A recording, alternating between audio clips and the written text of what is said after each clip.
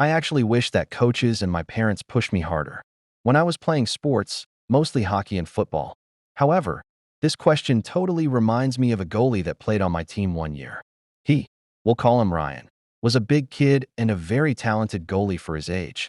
14. The league we were playing in was for 15 to 17 old players and was quite an elite league for players who wanted to make the jump to junior A or college hockey.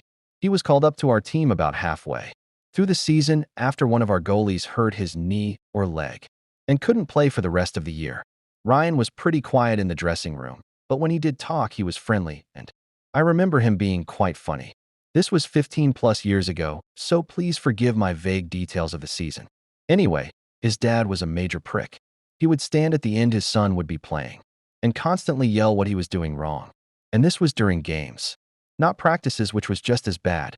You could tell Ryan was embarrassed by him, and his enthusiasm for the game was obviously waning due to his dad. Finally, during one practice of a barrage of yelling form, his dad, our team, decided to stop practice in the middle of a drill, and we all went down to the end of the ice around Ryan. The team just all stared at his dad in the stands for what seemed like a very long and uncomfortable time, probably only about 30 seconds. And finally, one of our teammates said to his dad that we will not be practicing for the rest of the day until you leave the arena. Now his dad obviously didn't know what to do, so he eventually left.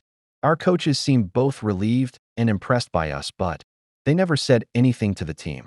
I do remember them talking to Ryan later in the dressing sense. He broke down and let some tears flow. Being teenagers and males, we didn't really know how to respond. The rest of the team just tapped him on the pads and just let him be. We never did see Ryan's dad for the rest of the year, and I never did see Ryan after that season. I always wondered what happened to him. Thanks for letting me rant and remember a special hockey season for me.